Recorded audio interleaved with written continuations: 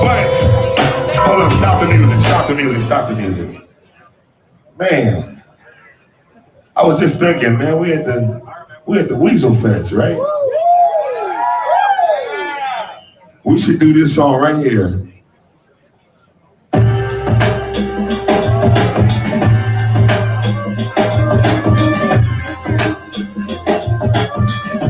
Damn, it feels good to be a weasel.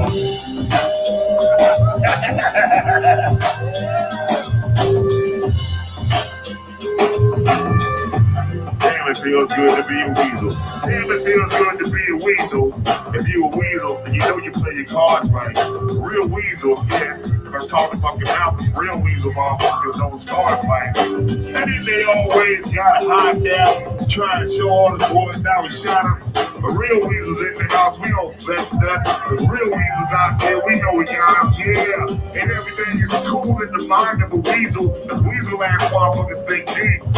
I'm 365, 324/7. Real gang saying weasels don't sleep. And all I gotta say to you wanna be weasels, cocksucking weasels. When the shit dies down, what the fuck you gonna do? Damn, it feels good to be a weasel. Damn, it feels good to be a weasel. Damn, it feels good to be a weasel. At the best of flow with my people. God damn, it feels good to be a weasel. Damn, it feels good to be a weasel. Damn, it feels good to be a weasel. At the WeaselFest on 2022. Damn, it feels good to be a weasel. Blue ride for the weasel. For the weasel. For the weasels. Damn, it feels good to be a weasel. All the weasels in the house. Let me hear you say hell yeah. All the weasels in the house. Let me hear you say fuck yeah. Weasels in the house, y'all. Let me hear you say hell yeah. Weasels in the house, y'all. Damn, it feels good to be a weasel. Everybody got their weasel tag right now? Damn, it feels good to be a weasel.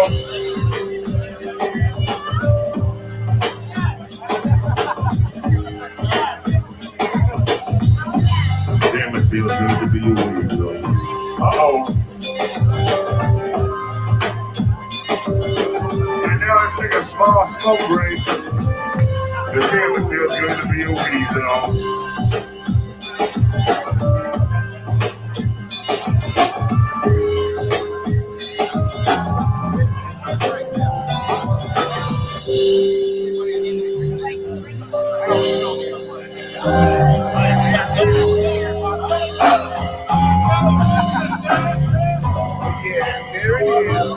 Damn, it feels good to be a weasel by Scarface doing his live show at WeaselFest this past Sunday in Austin, Texas. What's going on, everybody? How y'all doing? Great to have you here. Thank you for tuning in. Nice to see all of you. What's going on? It is Thursday, September 8th. Mom, how are you? Good to have you. Thank you so much for coming down, spend another time with us.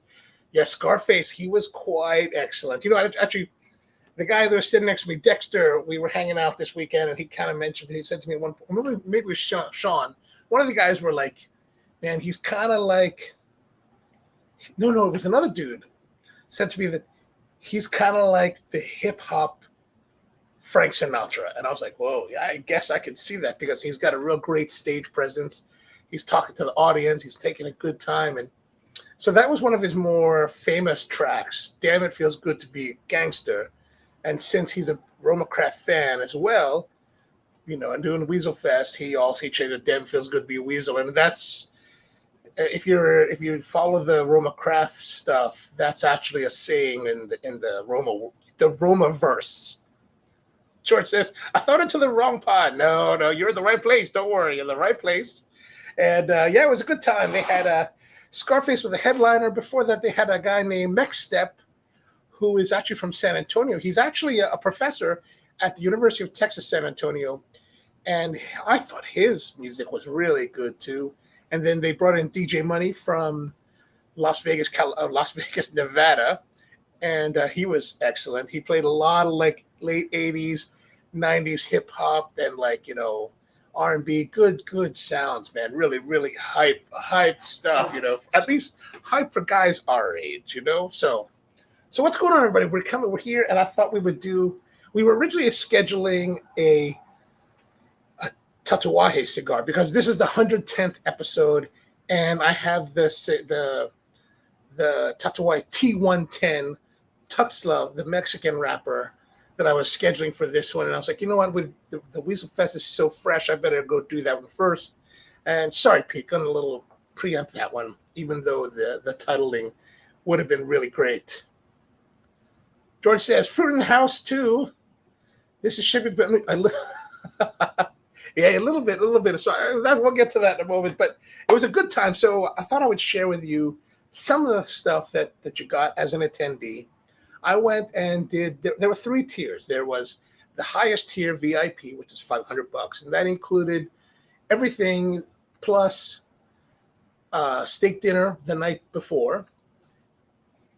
And then they went out shooting at this sounds like a really hype shooting club. There's a club, and they have cigar room and, you know, I don't really understand it. But it sounded crazy, and that would have been kind of cool. And then they had a couple other things I think they did. And then the other part of it, the next tier was $250. So you got a whole set of food and drink to go with your ticket. And then the lowest tier was $150, which is just for the music, but you could still access any of the purchasing. So if you wanted to buy some drinks, you wanted to buy some food, you could do that. Of course, they had Style Switch Barbecue, which was totally excellent. What's going on, Tony? Good to have you here, man. And they had that. They had this thing called Desert Door Sotol. This is the bottle. And Sotol is Sotol is actually a plant, some kind of plant in Texas. And these guys make mezcal from the Sotol. And so they had a booth there, and they were shooting this and making margaritas, and really quite good. And I was like, man, I wonder if I can get that here locally. And luckily, they have it at the Total Wines, or Total whatever they call it down here. And so, what's Rusty? How's it going? Hey guys, keeping me company driving home. Excellent. Take the drive safe. It's getting dark out there. Can you believe it? If you don't have the premium tier, you get to be targeted. Oh, those guys are shooting a little bit more sharper stuff than shotguns. They had a lot of pistols and AR-15s and, you know, long rifles. I was like, wow, that's pretty crazy. Yeah, keep your eye on the road. Young Ma, how are you doing, man? Good to see you. Are you back from the DR? And how's it going, man? Good to see you here tonight. So with the $250 package, they give you this bag. And it's a nice bag. You know, it's got the WeaselFest logo here, Roma Craft Tobacco logo here. That's nice. Inside the bag is this shirt. You know, I must say one thing about that I really have come to appreciate about Roma in the last month. And I only said that last month because I called up Mike, and he was like, for our 100th episode party, and he's like, I'll send you some shirts. All right, excellent. So he sent us a bunch of shirts. And like he had everything up to 4X in the box. And I was like, whoa, 4X. I was like, man, these guys, they know their audience. All right, so let's see what they got inside. So inside here, they've got a candle. Oh, I can show you here. Boom, we can do this candle right here. So this is the candle. It's from a company called Zilliker. And Zilliker is a local brewery. And they have this, this Mexican kind of tapestry kind of thing here. I thought that was pretty cool. And it's a nice kind of citrusy smelling candle. And the cool thing about the candle is that they used a cedar split, right? See, so you can see the cedar split there. That's pretty cool, right? I was like, that's kind of cool. And then what else do they have? They also had a cup, a little ceramic thing from Desert Door. This is for the Texas Sotol, so this is like for really like tasting the correct, I guess the way to really drink it is in that. There's a Garrison Brothers. Oh, I left it over at the other spot. There's a Garrison Brothers shot glass like I had the last time. And then they also packaged some of this Lance's mustard.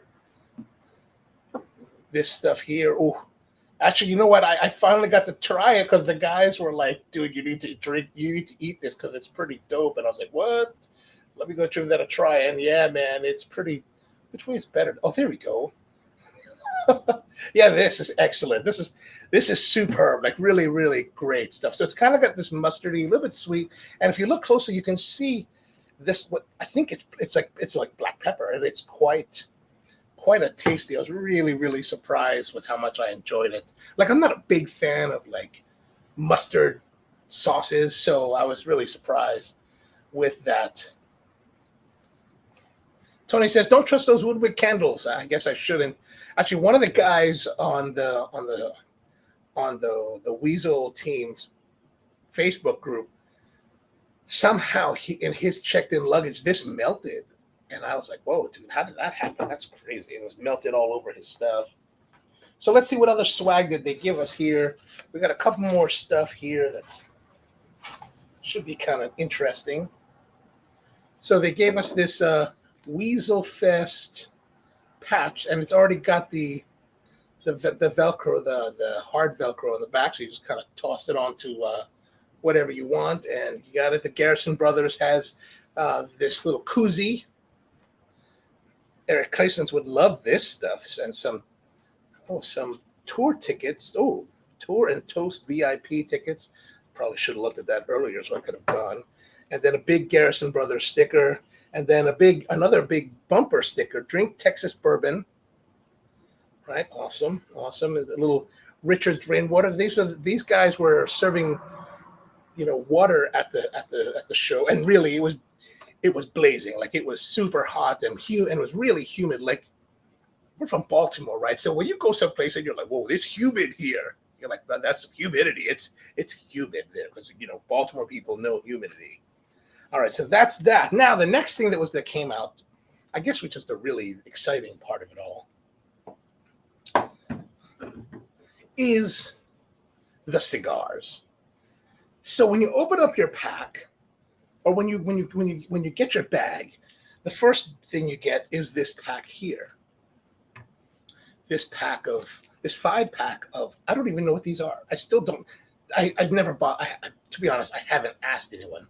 But this is what we have. Like it looks like to me it looks like Breach of the Peace, right? The Robusto size, or maybe it's a Toro shape. I don't know. And then inside they've got a bunch of stickers here. So let's have a look at the stickers. It goes in your tactical vest with the. I know I need to get the vest. I need to get the vest. All right, let's have a look at the stickers. So they've got the. Gotta figure out how to do this. They've got the Testosterone sticker, Whiskey Rebellion, the Roma sign, Cro-Magnon, Weasel Team, little the Roma sign again. Oh, WeaselFest, Intemperance, WeaselFest, and Weasel Shelter. I like the Weasel Shelter one. I think of all of them, this is kind of my favorite. But to be honest with you, like the stickers are really great quality, like really nice quality. I just don't know what to do with them. Like I got so much stickers, I don't know what I'm going to do with them. But I did see, so at the fest, at each table, they had these like shallow galvanized buckets, like these small little galvanized buckets like this, about this size. And they put sand in it, and that's what we use at ashtrays. And they decorated with the stickers. So I thought that's kind of a cool idea. Maybe I'll go out to the Ace Hardware this week, buy me one of those little buckets, and I can use that as another option for ashtrays. You know what I'm saying? So that's that. I still don't know what that is. And then the next thing they gave us, right? When you open it, so all of this stuff here, like all of these accessories were packed in a box inside the bag. Well, so this is outside of the box. So you're like, oh, okay, that's awesome, but I don't know what these are. And then when you open the box, they got this. This is, I guess this is the main pack, right? So here we've got, what do we have here? We've got the, oh yeah. So we've got we have two Weaselito Ecuador Habanos. We have a Casa de Torres 20th anniversary with pigtail. I think it's maybe a Robusto or maybe a Toro. And then we've got the Roma Craft. Well, of course, it's all Roma Craft. We've got the WunderLust Petite Belicoso. And then this, I believe this is the Perfecto. This, of course, it's a Perfecto. I think it is the Cro-Magnon Perfecto, right? I should cover that up. You're right. I should totally. Yeah, they look. It's a nice. It is a nice pack. I gotta say, it's pretty cool. I was actually pretty stoked about it. I was like, oh, what did I smoke? So I had. We were myself and Mike Sapanowitz from Cigar Hustler and his brother Greg, and we're all hanging out at HQ one morning, and they were like, "Yeah, have a smoke," and I was like, "Oh, which one should I try?" And I smoked the unlabeled one, which I think is the Cro-Magnon. I should have done the WunderLust or the Torres. I don't know why I did it, but today we're going to be doing the WunderLust, and this is a. I used to know the details on what this was. I was reading about it earlier, and now I can't remember. But this is the Petite Belicoso, and it is really, really a nice cigar here. Young Ma says, I got into the cigar wormhole, and I don't think I'm going to get it. Yeah, I was kind of thinking about that the other day when I was seeing on your Instagram that you're smoking more cigars. And I was like, oh, this is a guy that wasn't smoking cigars just a few months ago, and suddenly he's all like getting down on it. Brian says, I need to buy a Weasel Shelter sticker for the skateboard. Oh, yeah, for sure, man. For sure. It's a good one. All right, so let's get into this. Should I get into this first or get into everything else? Well, let's get it. Let me start up what I'm going to do here. So George said that he was like, oh, what's going on with all of this peaches? And so this is the deal, right? So at the WeaselFest, the thing about the Sotol, and actually, let's have a taste of the Sotol before we begin. Tony says, it's okay, Young Ma, as long as you don't have a habit where you have to get a job at a cigar shop like I did. Yeah, you don't want that. You don't want that. So we're going to open this up. The Sotol.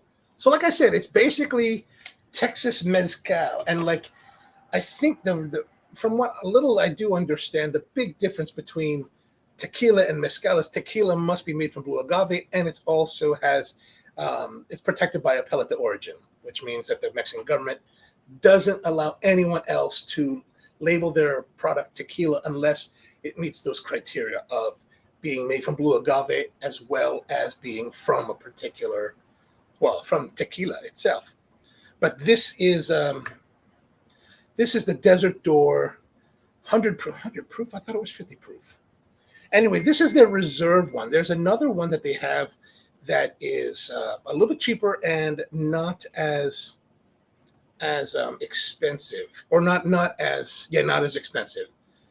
But evidently it's not as nice, I guess. Young Ma says he definitely started too bold. Gonna start out with something under $5 Connecticut, around 4.5 inches. Under $5. There's not too much out there. I don't know. I was actually when I was buying this today, we were at a place called Toro Wine, and they have a big humidor there, and I was wandering around looking at the stuff, and I was trying to think about okay, if I'm going to do a road trip in a couple weeks, maybe I should find some $5 cigars. And I'm looking. There's some $5 cigars. There's a couple underneath that price point, and I was like, then I just got scared. I was like, I don't know, is it worth it to buy that? Is it going to be good? I don't know, man. I don't know. All right, so let's try some of this Desert Door. We're going to use the official. Let me zoom in a little bit here for you guys to see a little bit better. We're going to zoom in here to to get a little bit of this viewing pleasure. Come on, goodness. All right. Oh yeah. There's that mezcali smell. Okay, let's close that up before I lose it. So that's it. There it is. George says, Tony, in your honor, I'm burning that Intemperance Lonsdale you gave me at the fest. Excellent. 100 proof and lit cigar. No doubt. I'll keep it under 7 then. Yeah, I do think that under 7 should be all right. I think that'll be better. So far, no lit. We will be lighting soon. Don't worry. We'll be lighting soon.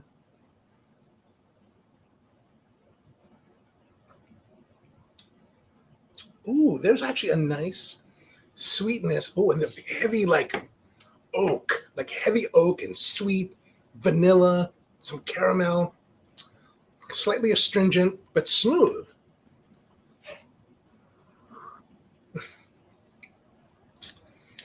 Oh, that's nice. Okay, so what is all this about? What is all of this peach about? So I thought tonight we do something different because we're pretty much at the end of summer. We're going to be going back to hot drinks at some point in time. So why not get into the last of some icy drinks? And also this is what they were preparing. Well, this is what they were preparing at the WeaselFest at the Desert Door booth. Now I'm modifying some of this because I just forgot to buy a couple ingredients. So what we're going to do is we're going to take some peaches. These are fresh peaches from my peach tree here at the roastery. And we're going to take that, and the recipe actually calls for a puree, but I figured, I'm not going to make it into a puree. I'm just going to crush it and muddle it after we, do this thing. All right, so we're going to take, these are white peaches. Excuse me.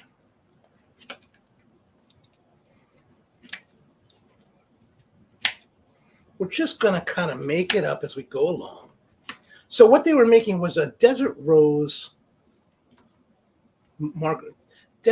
Rita. So basically a margarita. And you know what? I waited. I didn't get one early in the day. I got one like almost towards the end of the night. And then I was like, oh man, I should have got more of those. And then by the time that, after a certain point, Mike and Skip were like, hey man, open bar now. We just want to give you guys all the open bar. And I was like, oh, if I wasn't driving and only Ubering, I could have totally taken advantage of that. But I was driving, and I'm not really down with the whole, drinking and driving because there's just too much to lose. So what we're going to do now is we're going to take this out. Thank you. So Roma Temperance EC and a Robusto, that's a nice one. That's a nice one. About 650-7. Yeah, that really depends when you buy, but you can definitely get it down at that point. George says Sotol is made with a desert spoon plant as opposed to yes. I think they call it Sotol there. I don't know. Okay, so let's cut into this now.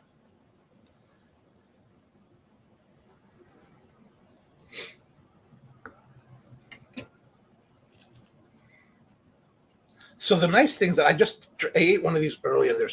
They really are nice and sweet. I'm really pleased with how they turned out this year.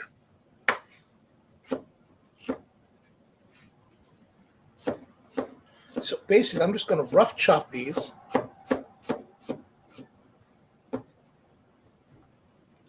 think that'll be good.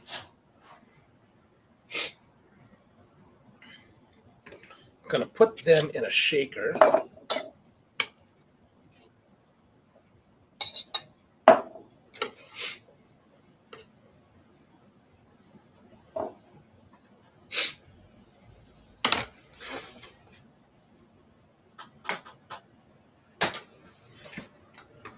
Put that aside. Here's our shaker. Then we're going to add,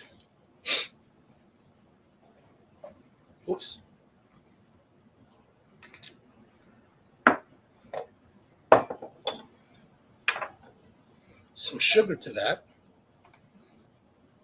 Whoops. One more.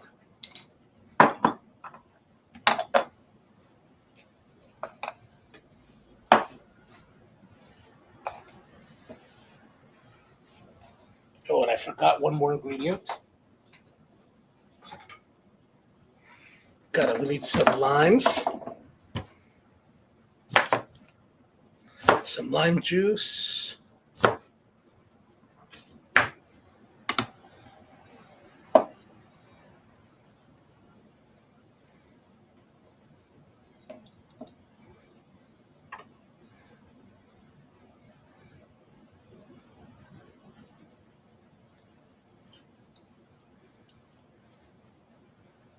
All right, good. Then I just need the muddler. This is the one thing that I never really understood about the muddler, right? It's like a little bat. I never really understood which is the side that you're supposed to put down. I always thought it was supposed to go like this. And then I saw people doing it like this. So I really don't know.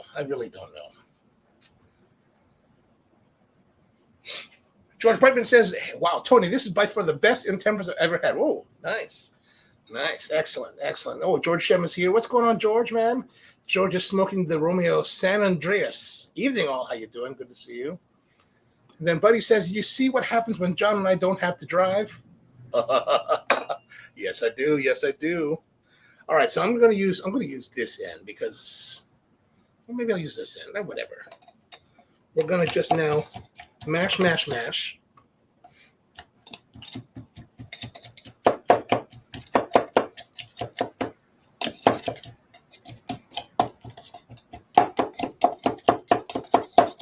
I think I should have chopped it more.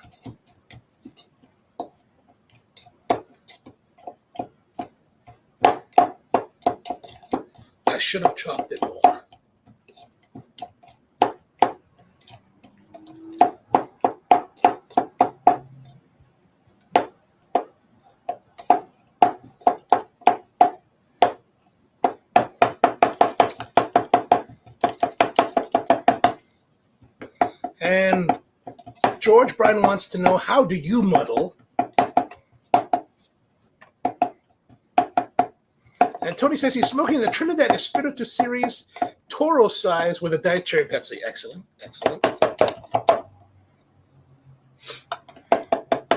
With the bigger end doing the work, since the object is to gently smash the ingredients. Oh, I'm not being so gentle, am I? I should be a little bit lighter on this.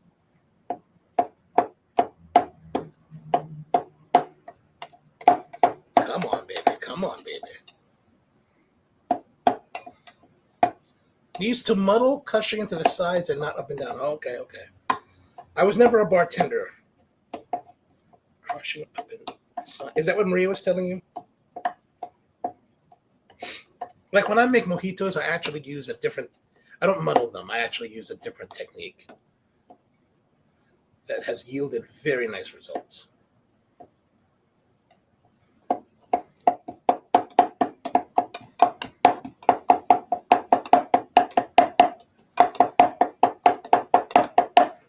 All right, I think that's pretty good.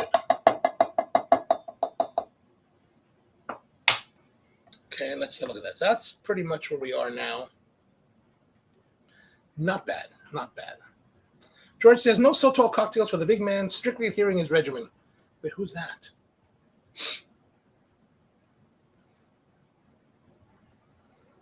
Did I miss a comment? Okay. Use the fat end. Oh, it's stirring motion now. Oh, these muddling things. All these people meddling in the muddling.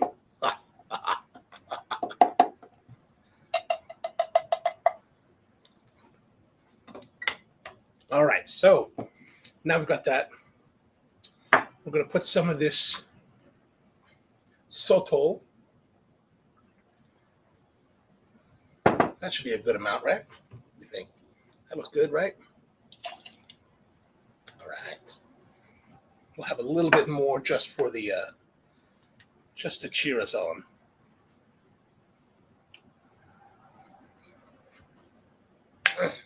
Okay, now that I have this juiciness here, I'm going to use the juiciness with the cup, and then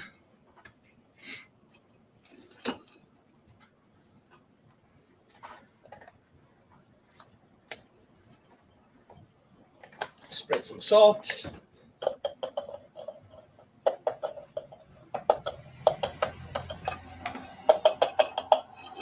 Okay, a little salt on the rim. Very nice, very nice.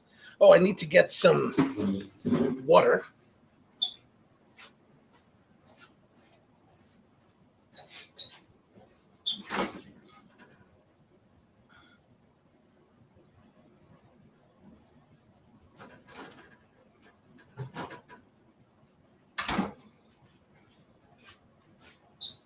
But I have to admit,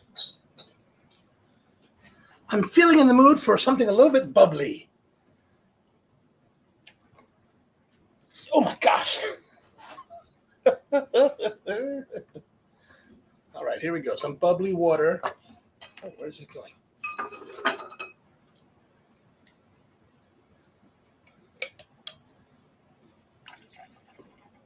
Oops. It's probably too much.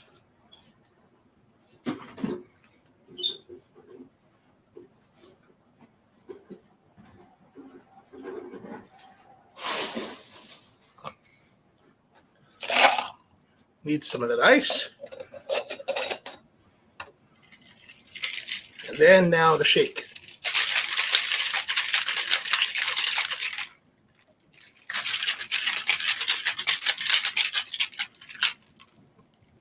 Excellent, excellent. The shake, shake, shook.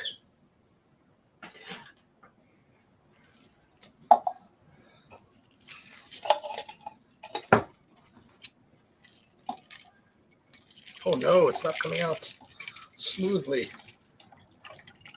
I think I'm going to have to do it this way. Ah, whatever. Oh, it's not much. Let us just add a little bit more.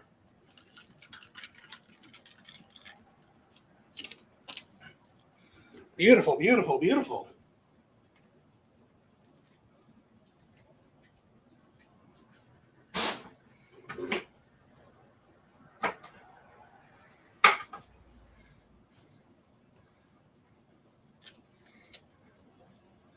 And there it is. There it is.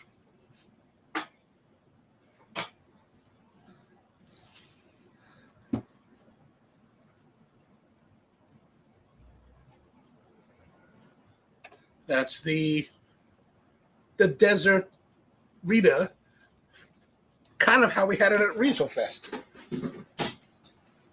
All right.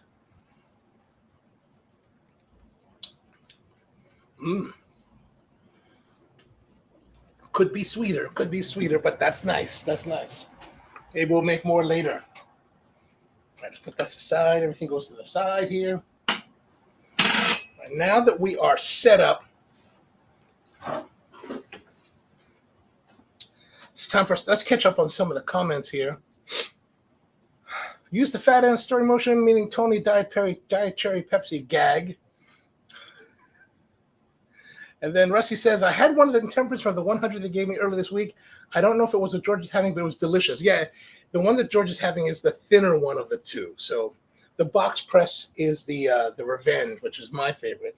I haven't smoked those. Maybe I'm saving those. I would like to do those both on a show. So, you know. Oh, there we go. Was it box press around? You can lead a horror culture, but you can't make a. That shaking was like a white. Yeah, I'm not very good at that. I'm not very good at those kind of things. All right, so let's get into our WunderLust Petite Belicoso. This is the. You know, they also had a box of Fiorellas. You could buy a box of Fiorella WunderLusts there. And, man, I would love to have bought. I should have bought a box of those, but I didn't. I don't know why I didn't. I lagged. the round. Yeah, if it's round and thin, then that's definitely the Panatella. Yeah, Tony loves that one. All right, so here it is. This is a Matafina wrapper, and everything else is indisclosed because skips like that.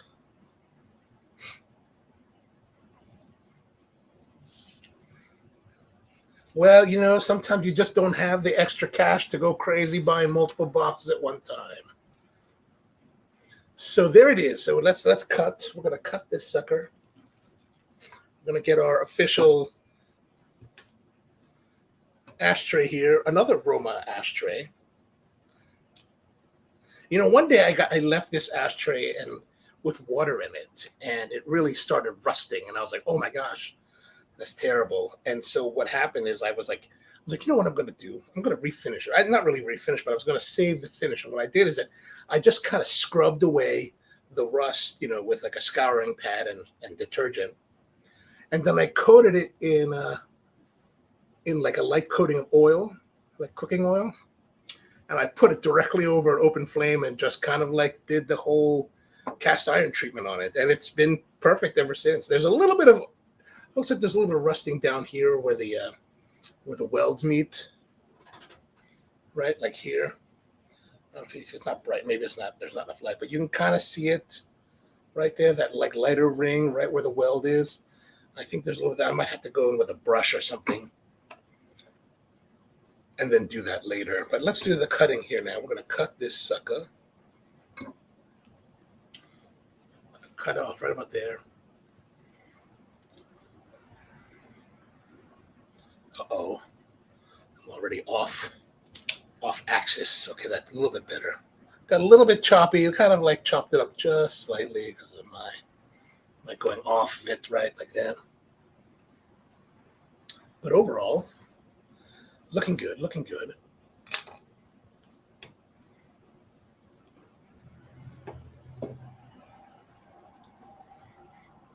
The problem with right now is that I can smell the lime on my hands. My hands are sticky too. But it's got nice flavor, nice cold draw. Okay, let's light it up. So color, I'm gonna use our grading sheet here. Oops, I forgot I have to keep turning this over now.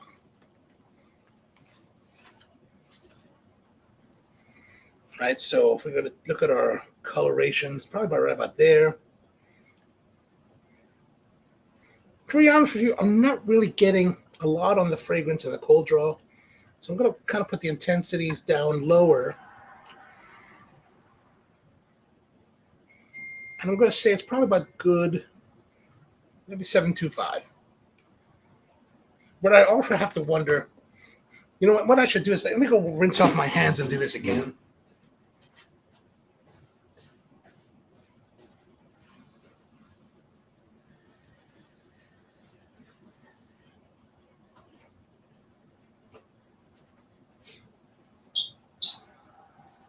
Because that lime and peaches are definitely on my hands, and they were just definitely occluding my senses.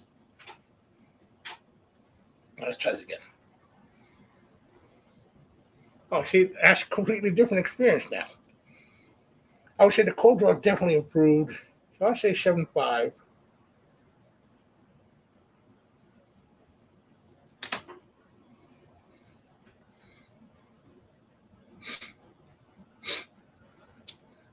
We would have taken on those.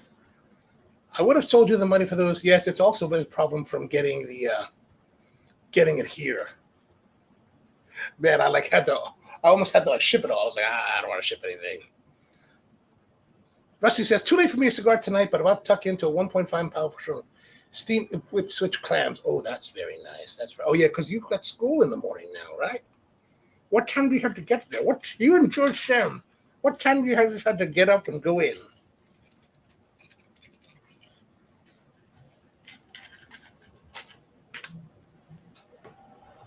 All right, we're going to light it up now.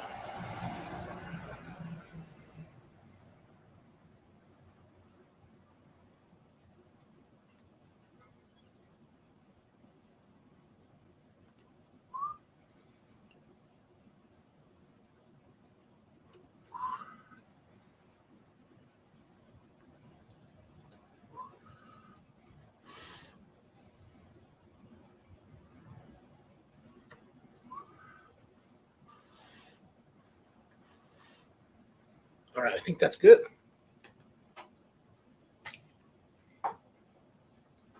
George says, put some ice in the bar rags for a minute. Let it melt. Use it. Okay, that's a good idea. That's a good idea. I'm gonna try that next time. Ooh, alarm goes off at 5 and outdoor by 6. Whew, man, that's crazy. That's tough. All right, so starting off nice, of course. Nice flavor. Complexity, spiciness.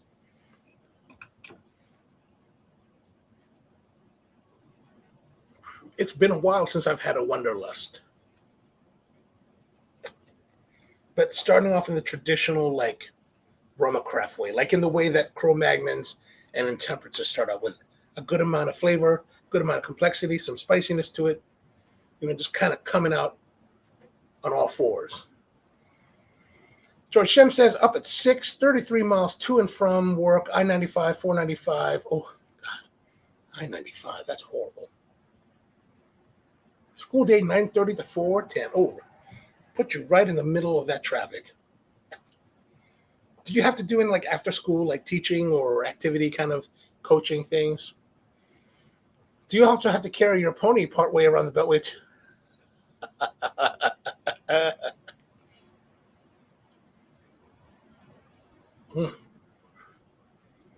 Man, that is lovely.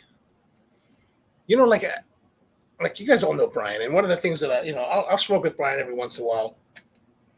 And one of the things I kind of like always thought was kind of, to be honest, kind of odd or just different is that Brian will smoke the same cigar over and over again because he opened a box and then he wants to go through get rid of them, smoke them all. So he'll smoke them in succession, the same cigar multiple times over. And I always think to me, that's always kind of like, that's kind of weird. Like, would I enjoy that? Like, would I enjoy multiple Revenges in a row? Like, that's all I smoked. So I usually like mix and match during my smoking times. And I'll bring like 2 cigars so that they're different. And so the flavors there. And then sometimes I have to stack them because some are less powerful than the other.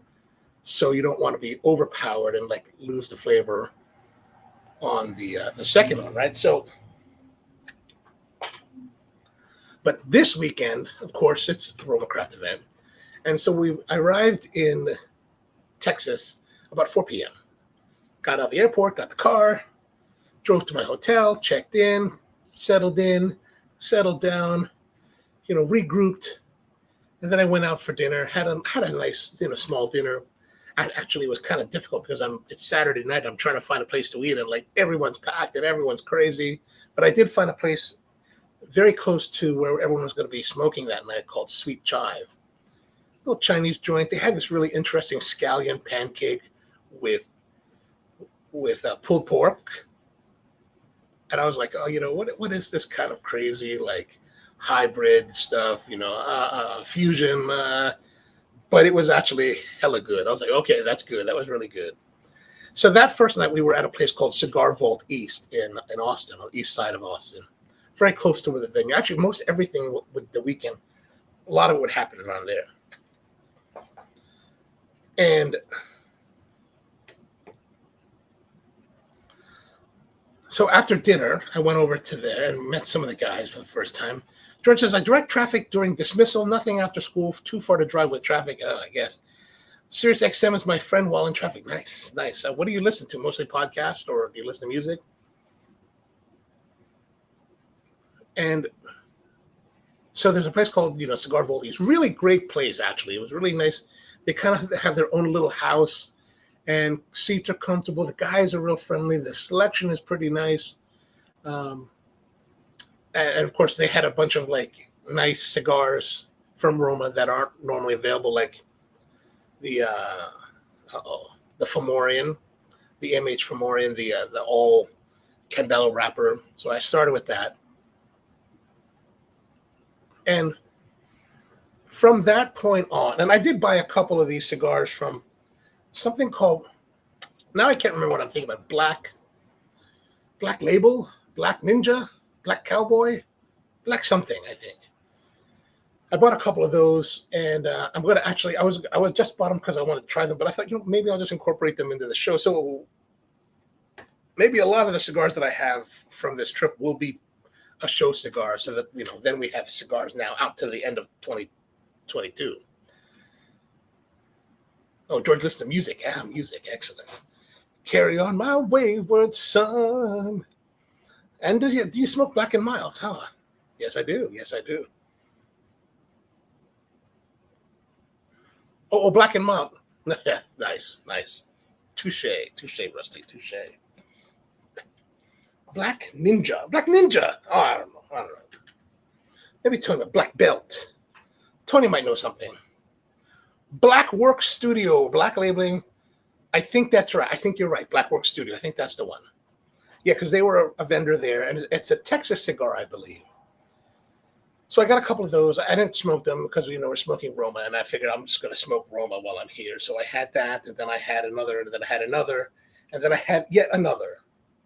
Finally, we got to Skip Martin's house, and I had the Neanderthal at like 4:30 in the morning. I'm lighting up a Neanderthal, and yeah, it was like, and then from that point, then it was just all Roma the entire time from 8 p.m.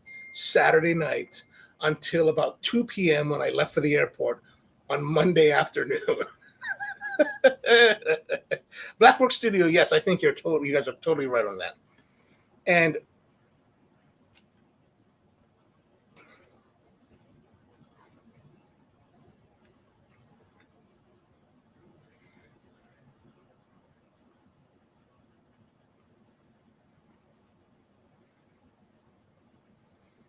so but I was like, will it be exciting enough for me to smoke all Roma the entire time? And yeah, I was actually surprised that I was able. It was really quite nice. Like let me look up here. I have, I like to write down what I smoke, and I'll tell you exactly what I smoked the entire time.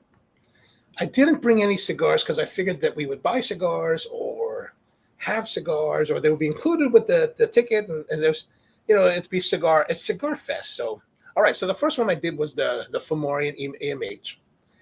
And that's what it is. I went from the Fomorian EMH to the Intemperance War, the big 60 short one, and then went to the Robusto size Breach of the Peace Intemperance Revenge, BA 21, and then did a Petite Corona. Then I did the Neanderthal Petite Corona. So that was 4 cigars the first night. And then the next morning, so I get back to the hotel like 6:30 in the morning. So, we had a pretty epic night. I didn't drink anything because, again, I ended up staying in a hotel close to the headquarters of Roma, which is about a 25-minute drive from downtown. And the reason I stayed there was because it's close to the headquarters, and it's also kind of halfway to Rosales' house, because he was like, you need to come over in the morning we'll have some brunch and stuff like that. I was like, okay, cool. And so the next morning, so I got to the hotel, went to bed at 6:30 in the morning. 8:30 in the morning, my phone rings, and it's Rosales. He's like, hey man, we're gonna have brunch at 9:30. Oh, 9:30, good Lord. All right, I'll be there.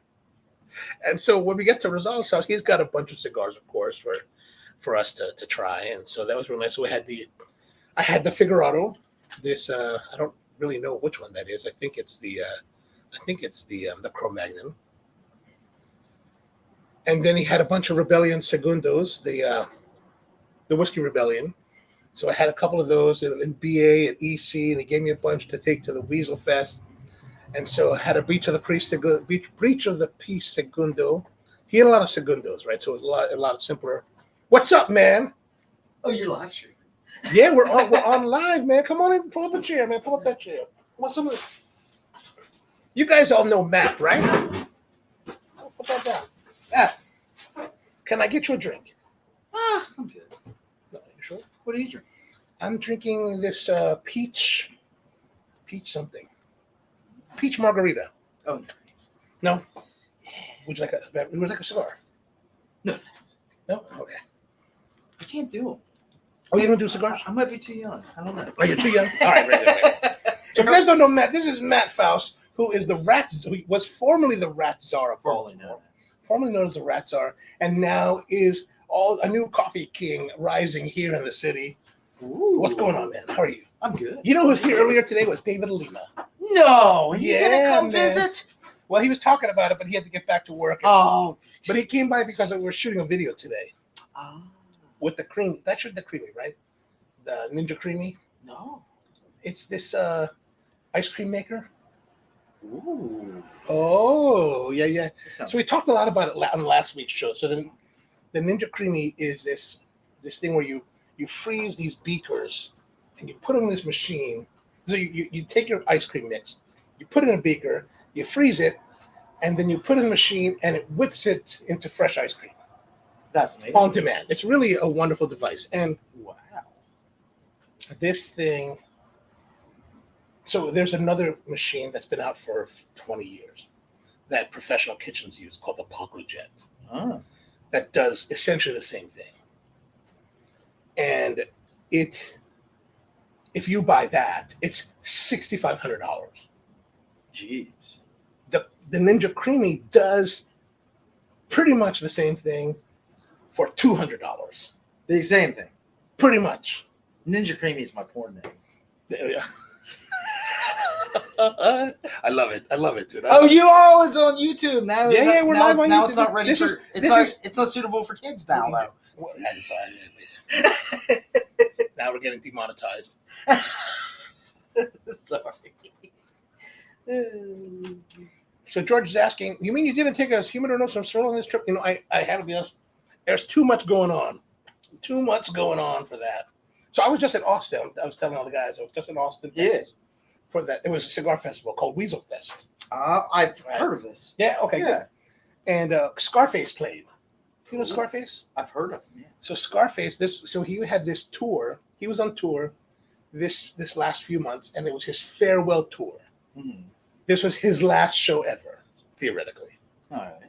So it was actually pretty dope, man. I was like, it was good times. Nice. Sounds awesome. Good times. So no coffee. This was all cigar. Normally there's coffee, but today, because we're kind of smoking the cigar I got from the WeaselFest and talking about it, and this was one of the drinks, this Desert Door Texas Sotol, which is a mezcal kind of thing from the Sotol plant. Cool. I don't know if it's Sotol or Sotol. I don't know what they're supposed to say. And you want to try some? Sure. What is it? Here, man. Right there. It says. It's like mezcal. Like a non-denominational tequila, essentially. Oh, non-denominational. Like tequila has to be from tequila. It can't from be the from anywhere like else. champagne. Right, exactly. Oh my. Exactly. It's gonna do me in. I don't drink. That's smooth. Smooth. You want some more? Okay. You know the last time I drank a bunch of tequila? It's not Patron. It's Patron. Well, that's fancy. Patron tequila, right? Fancy tequila. We got Patron. For rich people. We got Patron. And I don't know if you know Monica, who used to live in Baltimore. We ended up, a bunch of us, in the Taco Bell drive-thru, which is what you do on tequila. Right. She broke her wrist. At the drive-thru. Yeah. Well, long story, but and then I got a burrito thrown at me. That's the last time I drank tequila. You got a burrito thrown at you. Yeah. Wow. By Monica. Yes. Wow. What a heck of a night that was. It was a heck of a night. Yeah. Brian says, my pillow dumbass is now selling the world's best roasted bean. My pillow dumbass? What is that? I'm not sure what that means. Don't know. Must be a Siri problem. Oh. Yeah, there's always Siri issues on these things. Matt Cars and Coffee in Hunt Valley Mall doesn't have coffee. Oh, yeah. So Brian says that you should bring the truck, the Vespa. You can't. I've asked. You've asked. Okay. So the guy Rich. that runs it, Will, from Hunt Valley. Yeah, Rich Williams. Oh, his name's Rich. His name is Rich. His name was Will. Anyway. Well, I think his last name is Williams. That Rich makes sense. Williams, I think. Okay. Yeah. He said he would love, because I just wanted to take the Ape and pop it open. Have Right. this.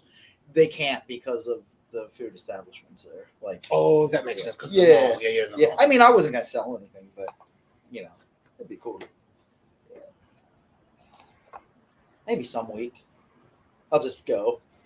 Yeah, just be like, hey, I'm showing my my truck. car. I'm showing my truck. Yeah.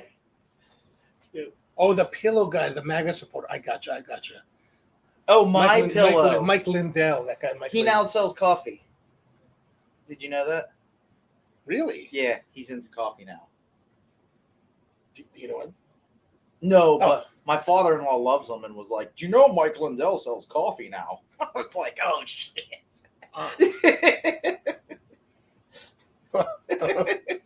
Well, Black Rifle sells coffee, so you know.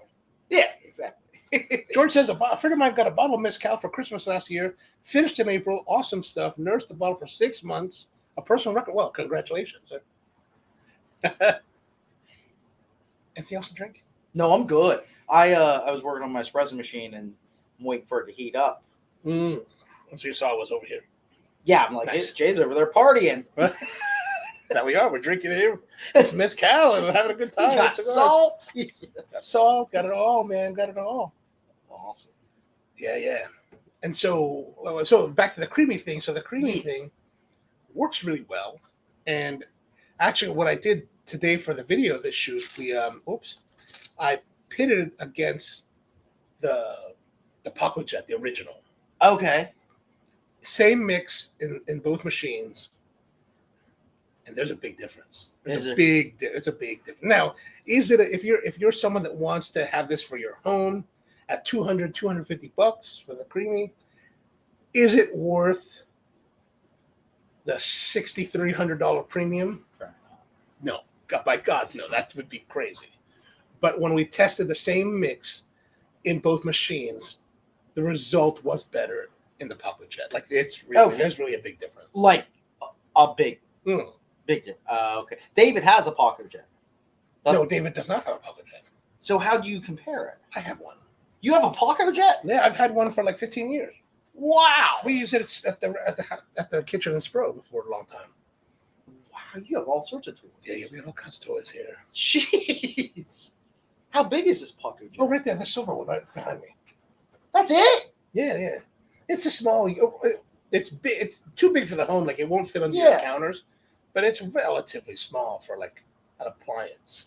Yeah. Like especially an ice cream making appliance. Yeah. How long does it take to pop it out? Just a few minutes. But the whole process of getting there, takes a day or two. Yeah. Because you have to make the mix and then container it, freeze it, and then you can use it.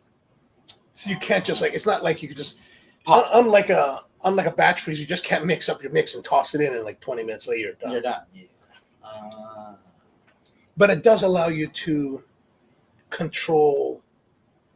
So you can use all these. You put your mixes in beakers, so you can have multiple beakers in your freezer with multiple flavors.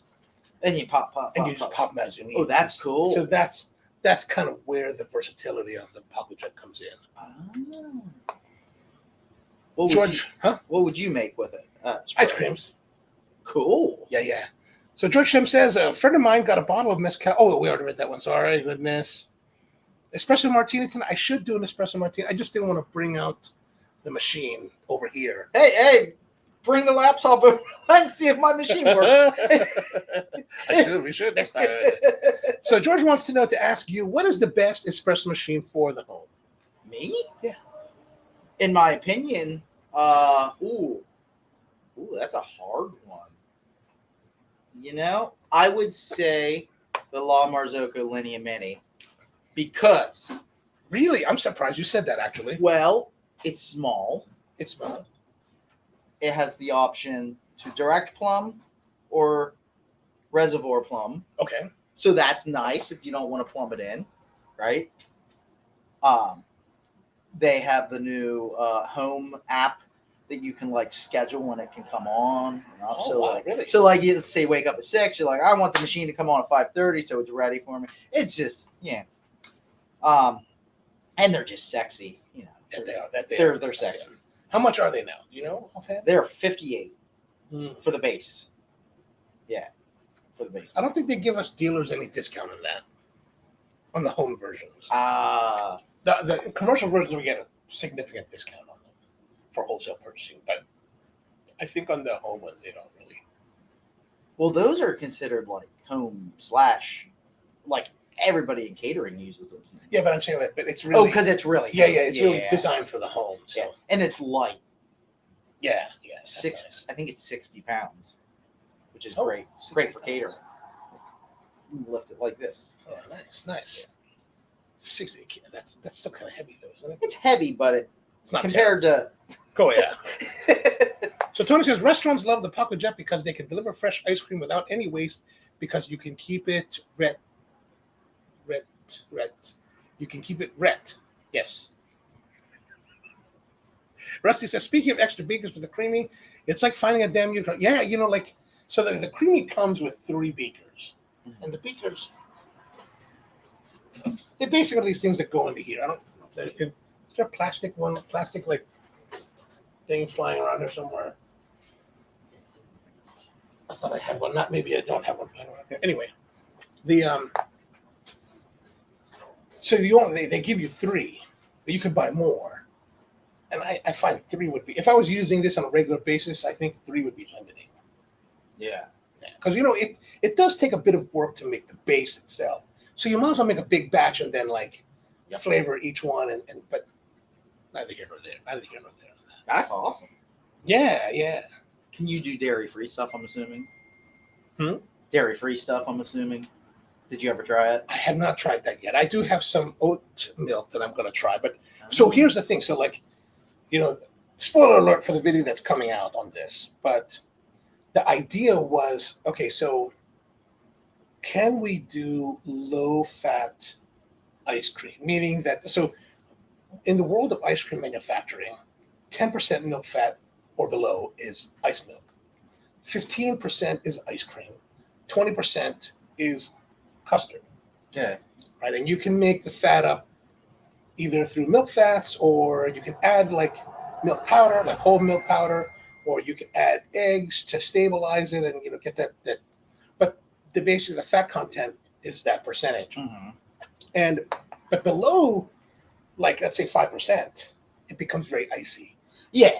Right. So because of the nature of the way that these machines work, and what they do is that you have the frozen matter, and there's a spinning blade that spins at 10,000 RPMs. Mm-hmm. And it finally shaves and whips the mix, right? Mm-hmm. And makes it creamy. That's why it's called Ninja Creamy. So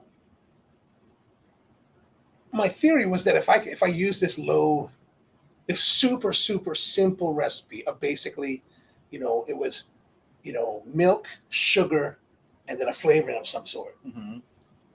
The Ninja or the Paco Jet should be able to create a really nicely textured product that would not be possible using conventional makers. Because they want it. Yeah.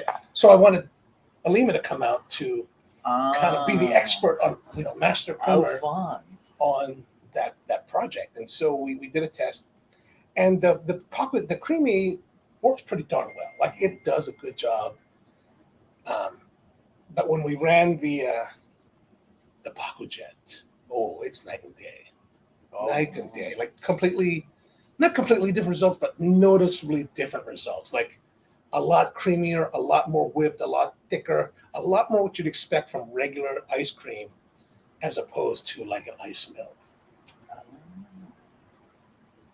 Interesting. Have you ever had the IKEA strawberry? It sounds like the same thing. It's basically soft serve, but it's they say it's 0 fat.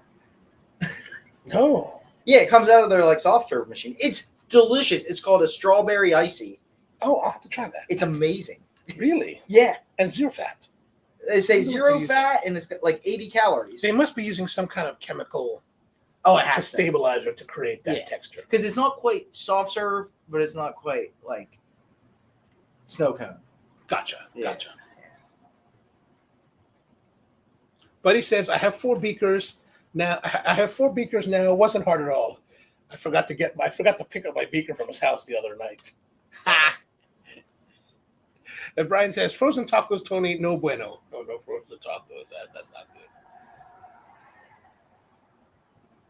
Bud has connections. Yeah. Brian wants to know if Barry's listening in. I'm not sure if he is or not. Rusty wants to know where'd you get them. He's stolen my third one, so I only have 2 here right now. I was supposed to pick it up on Monday, and I totally forgot to pick it up when I was at his house. And George has to run away. All right, George, have a great one. We'll see you soon. Thanks for tuning in, as always. And so let's look at this cigar. So this cigar now, we're pretty much at the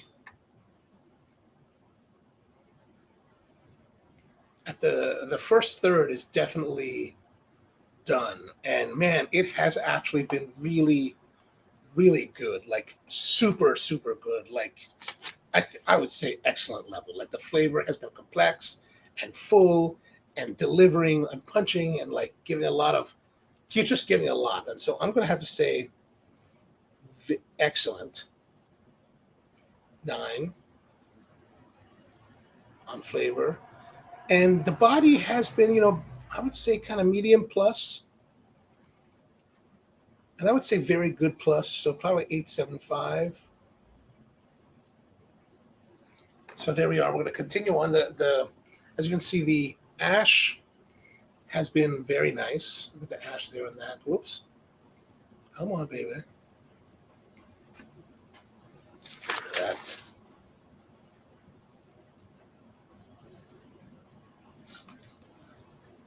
Everything is getting focused except for what I want to focus.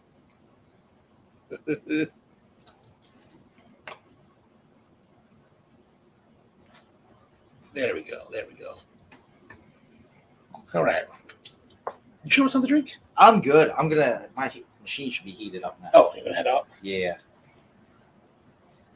Yepper. Well, it's been about 30 minutes. I got my new Freshino. By the way, you're looking at the new East Coast Freshino deal. Oh, congratulations. Congratulations. Good to see you. Hi, brother. Good to see everybody. All right. See you, Matt. Have a good one. Thanks to you. You guys all remember Matt from our coffee excursions.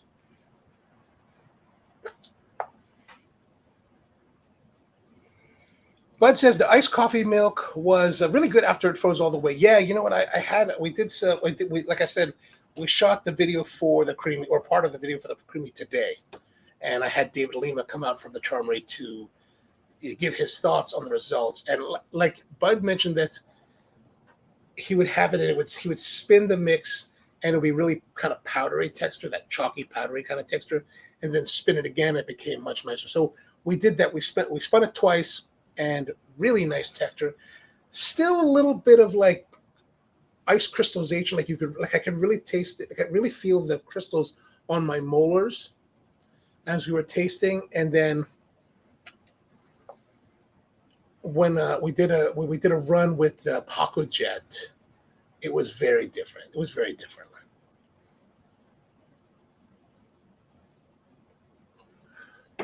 So if you bring back my beaker, I'll let you try the Paco Jet version. Maybe over the weekend. I got to go to a birthday party tomorrow night, so I won't be available tomorrow night. So Steve out there. Steve, are you out there? Let us know, man. Let us know.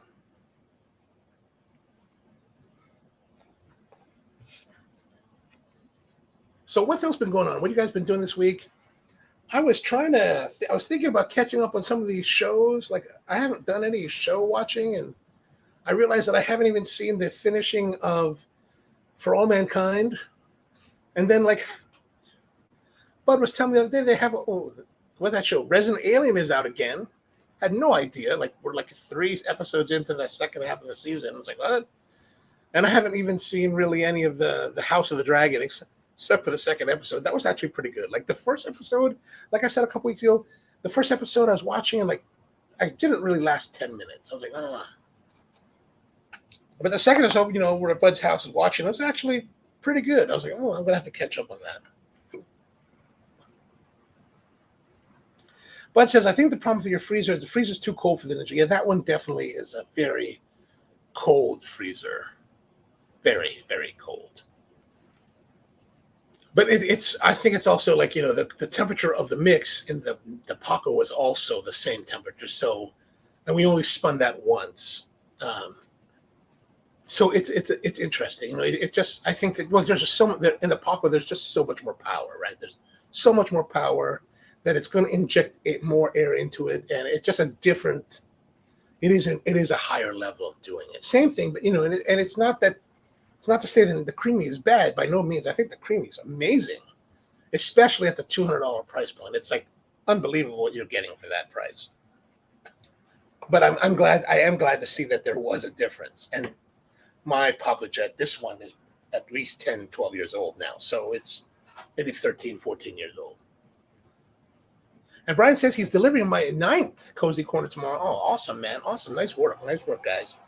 So if you guys are not too familiar, Brian has been doing fundraising and charity work for local schools, working with different organizations, the Elks and a couple other organizations, to raise money to build reading and gaming areas inside elementary schools, public elementary schools, so that the kids have a place to hang out, read, play games, do whatever they want. It's something that they provide for the school, so it's not taxing the school's budget. I think that's really great work. And he says he got one more to go. Oh, awesome, man, awesome. Hope that goes smoothly. Let me know.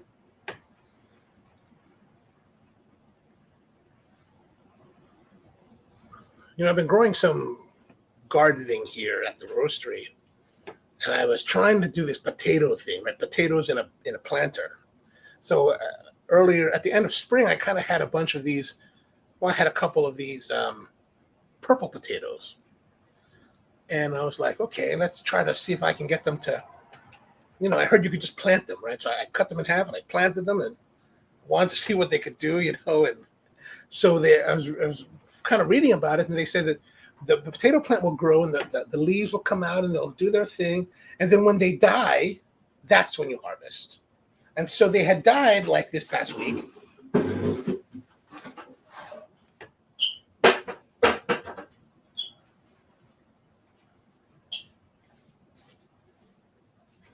And so I harvested them. And this is what we got. This is the potatoes. They're purple potatoes. I have no idea if they're truly edible. I mean, I'm sure they're edible, but they're just so small. Like, look at these things. Like, I don't know what I'm going to do with them. I'm going to have to figure out what to do something. But they're really small. It's kind of one of those wah, wah, wah. I'm not a great gardener, but the peaches did come out nice. Now, because the peach tree is in a planter as well, it's not going to grow very large. But these are actually nice and sweet, got real nice flavor, white peaches, and I'm kind of stoked they kind of turned out well.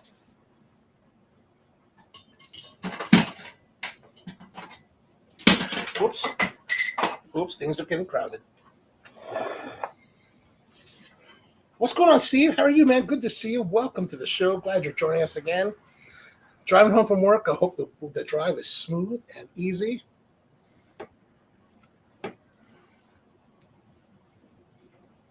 We are smoking the WunderLust Petite Belicoso.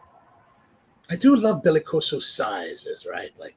Even though it's a shorter one, I love the size of it. The girth. I like the girth, Robusto, Belicoso, Toro. I like that.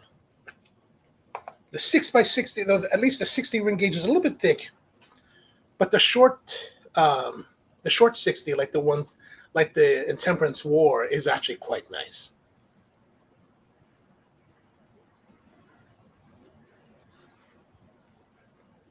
And smoke production has been really good. The burn has been great.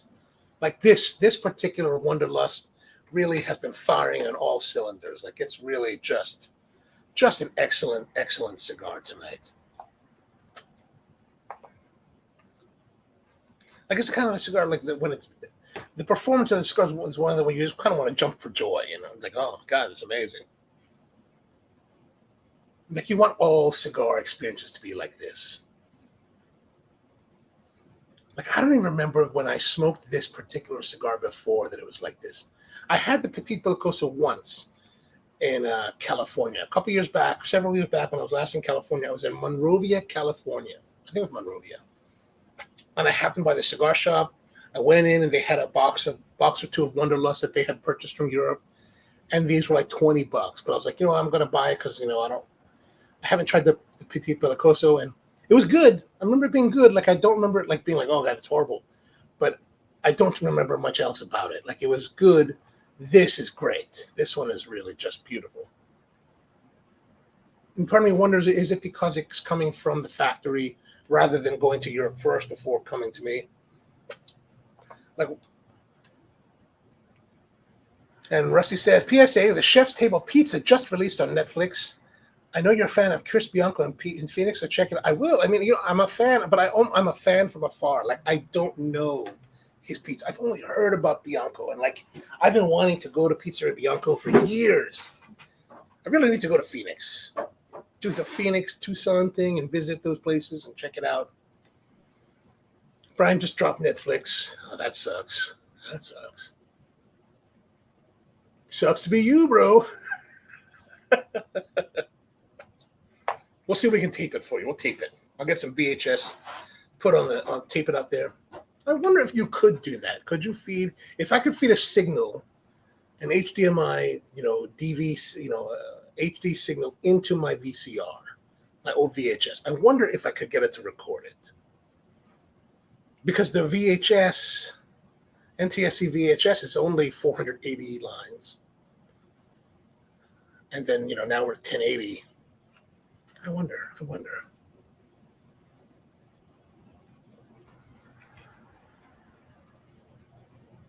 Yeah, for sure.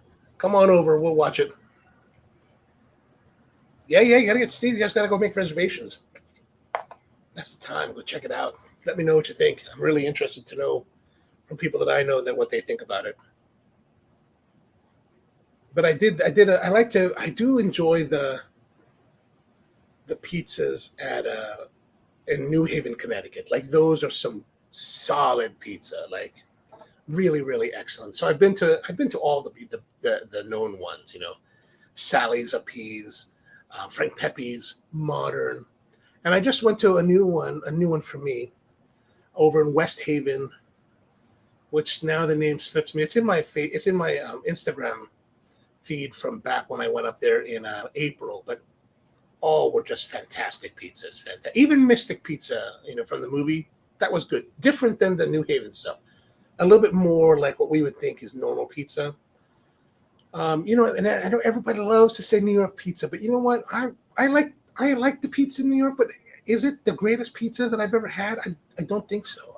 I definitely don't think so. Like one of the best pizzas I've ever had though was at a place in Tokyo that the particular location that I went to no longer exists. This is back in 2007, and there's this pizza guy, Italian dude, who was the world champion Pizzaiolo, and he opened a place. And what was it called? It'll come to me, and I'll put that. I'll let you guys know what that is. But man, that pizza was sublime. It was truly, truly sublime.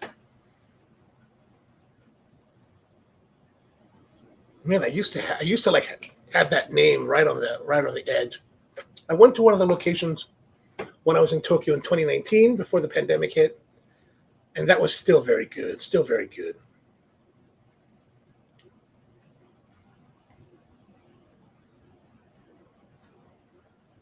But the funny thing is, I was in Sao Paulo right in June, and we all went out to eat at this one Italian restaurant, and it's a decent Italian restaurant, and not spectacular, nothing, just solid Italian. And, I don't know if you know this, but Brazil is filled with Italian descendants. Very, very large Italian immigration that happened in the late 1800s into the 1900s. So Italian bloodlines are everywhere in Brazil. So a lot of Italian restaurants, and everybody wanted to go out to eat. And it was like a Saturday night, I think it was. It was hard to get a table anywhere. So we went to this one Italian restaurant, decent food, and the waiter was like, he was like, this is the best pizza in Sao Paulo. Well, all right, let's have it. It was their margarita. We had it. It was good pizza. Nice crust, nice thickness, nice chew, nice. But kind of average, like pretty much what you get at a lot of pizza places here. Nothing like the New Havens or nothing like the Napolitano kind of pizza. And my friend was asking, so what do you think? And I was like, I don't want to say it was terrible. It wasn't terrible. I was like, to be honest with you, if this is the best pizza in Sao Paulo, man, Sao Paulo has some problems.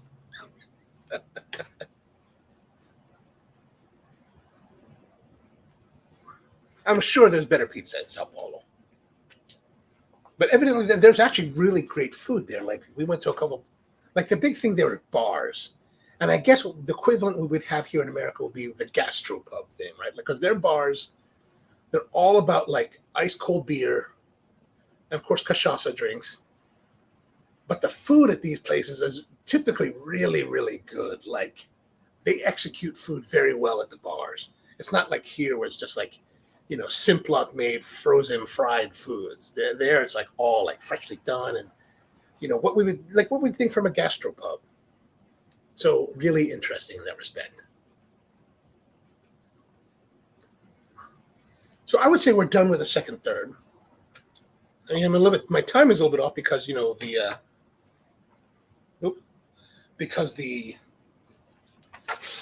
cigar is a lot shorter than I'm used to. And I'm going to say we're holding at the 9. And I'm going to say we're holding here at 875 with the intensity of the body. So I think we're still, going on. Buddy says Woodbury had great pizza. Yeah, they had good pizza. Actually, speaking of Woodbury, they ripped out that entire hotline and the oven, tore the oven completely out. I was just there last month. Spike called me up and said, "Hey man, come on down, let's hang out." I was like, "All right," so come down. Wanted to show me the new setup and completely different layout. So it should be kind of interesting. The restaurant is shrinking now to a 30-seat restaurant instead of a 100-seat restaurant. And then the main space, they are expanding into a 100-seat event space. So it should be quite nice when they're done. I am eager to see the new version of Woodbury when it's finished. But I don't think they're going to have a pizza oven again. Which means, Bud, that you're the one that really has to, build that pizza oven for us so that we can do pizza. I think Solo Stove has a pizza oven now. Did I see that on the internet the other day correctly?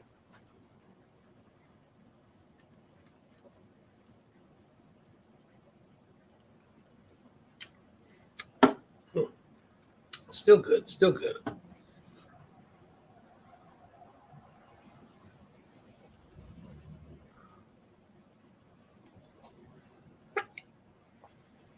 Yeah, so they also had a Garrison Brothers whiskey, a lot of different versions, heavy pours at the WeaselFest. I drank a bit of that, drank some of this. I had a beer from Zilliker. Not bad. I'm not a big beer guy, so I should have. You had 2 tickets, so I did one that was their Pilsner. I should have gone back and got the stout. They had like a coffee stout. I think it was a coffee stout. They should make a cigar stout. Maybe that's what you tell them.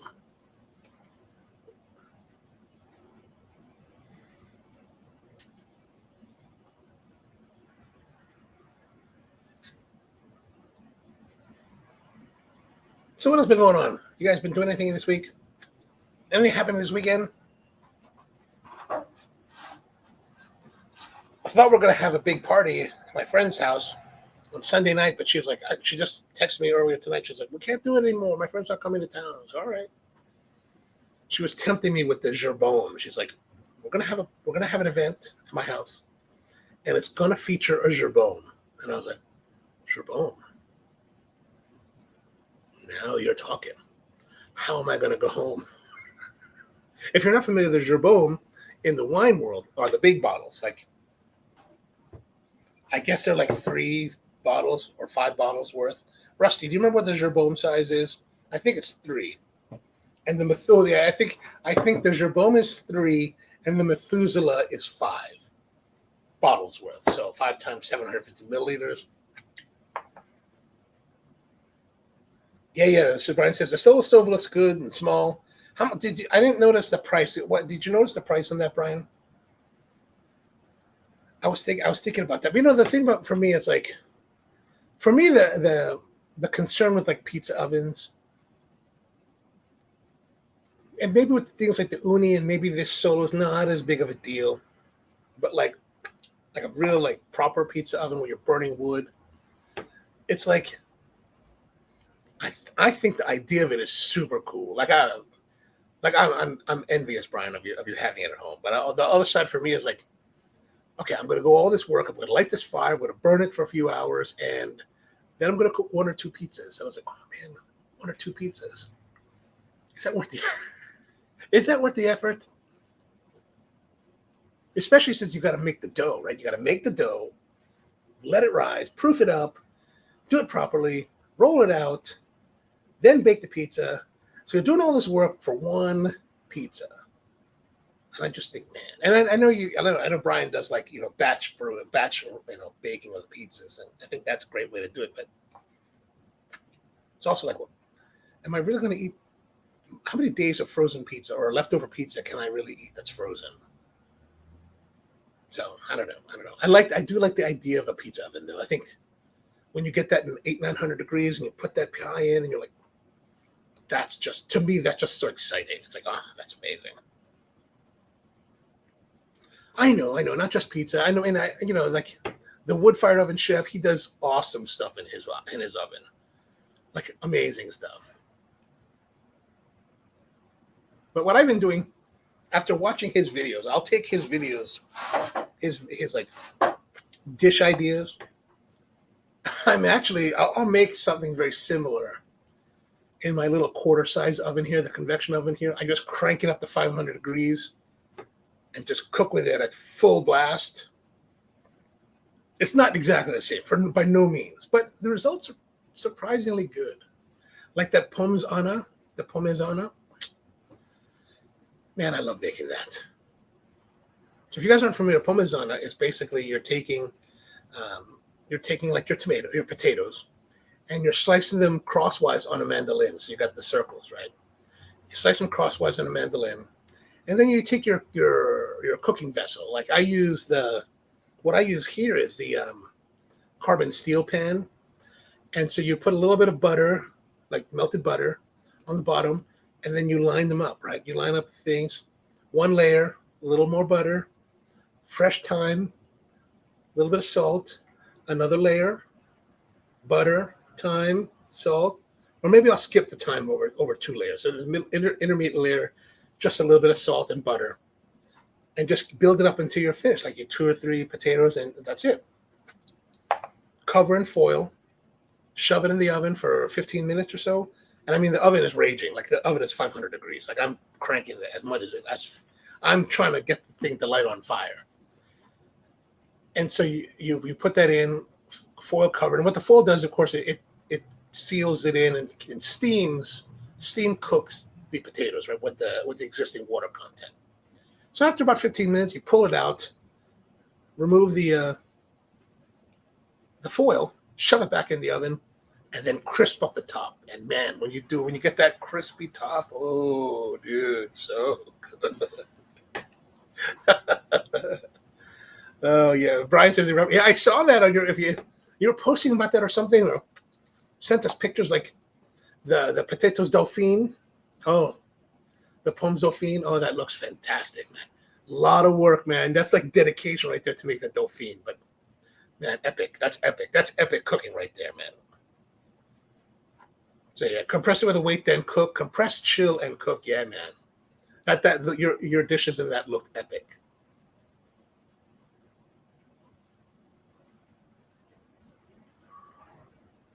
Like that's multiple days of work. That's like the dedication you have to make for the creamy. You got to like do all this work. Like to do the mix properly, like for the creamy, I would make the mix, heat it, add the coffee to it, let it infuse overnight, then strain it, then freeze overnight. So it's like a 2-day process. So yeah, the potatoes dauphine is very similar to that. Rusty says, "Is your boom is 3 liters or 4 bottles?" Okay, 4 bottles. I never really had the opportunity to drink gerboms. Like I see them, like Like I was at the wine source a couple, maybe 2 years ago. I'm at the wine source, and there it was, the Gerbaume of the Chateau de Beaucastel from Châteauneuf-du-Pape.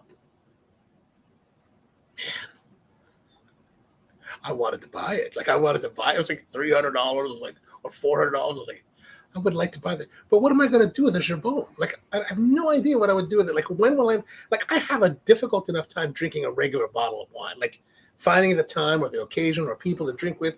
Like I just don't have that. So I'm like, oh man, I got great wine, but I got no one to drink it with. And Rusty says Methuselah is 6 liters or 8 bottles. Oh, Methuselah. Is there a larger size than the Methuselah, or is that the largest one? I could be wrong, but I thought there was a larger size. I don't recall though. I don't recall.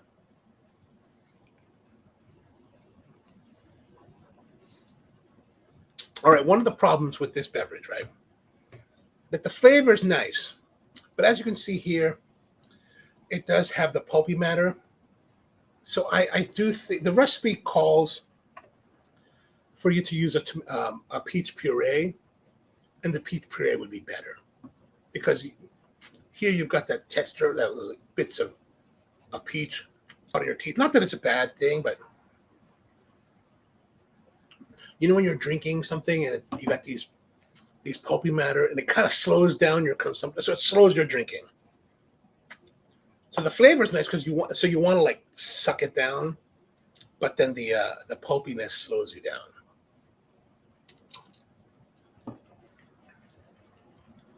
George One says, on to the Les Bijoux Robusto. Oh, excellent. Excellent. That's a great cigar too. That is a great, great cigar.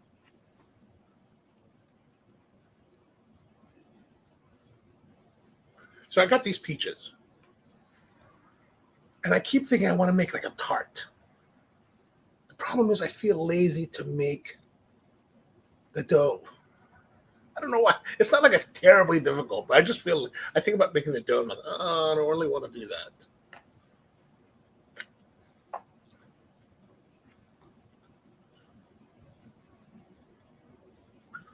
One of the things I do like to make, though, once in a while, is the tarte tatin. And you know, the traditional way of doing the tarte tatin, you take the apples, you skin them, slice them in half, and then cook them with butter and sugar in a pan. Lay the pastry over it, and then bake it, right? And that's a nice way to do it. You turn it over, and it's beautiful, right? If you do it right, do it long enough, fantastic. But I learned this technique several years ago. God, who did I learn it from? I learned it from one of the famous chefs. And you get one of those. But it's difficult to make in the fact that you have to get a very particular type of slicer. And the slicers come from Japan, like the mechanical ones come from Japan. But happily, what's their name? KitchenAid came out with this device a few years back, where typically you have the coring type of apple slicers that core out, right? So you get this spiral with your apple. This one, you put the device in and it creates sheets. And so you get sheets, long, thin sheets of apple. And what you do is you take those sheets, and as you sheet the apple, you take the apple and you start rolling it into like you would like a cigar, right? You roll it, right? You're rolling like this, right? Rolling. And then it grows and grows and grows and grows. And once you get to the right size, let's say you're going to make a 4-inch, you take your 4-inch ring mold or your 4-inch like baking mold. You put some sugar, butter, shove that sucker in there, and then you bake that at like 450 degrees for like, I don't know, until it's fully cooked and bubbling. Then you lay your pastry dough over it, and then you bake it a little bit more, and then you turn it over and you pull it out, and it's just, and I don't have a picture. I don't know, but man, it's got this beautiful. It looks amazing. Like if you can imagine that the potatoes dauphine that you made, Brian, but sheeted and circular, like, oh man, that to me is a great way to make that. Rusty says, buy the Gerbaume for the 150th. All right, we'll look for that. People look for that. But I don't think but most of the guys aren't really wine drinkers. But we'll find something. The Charbon.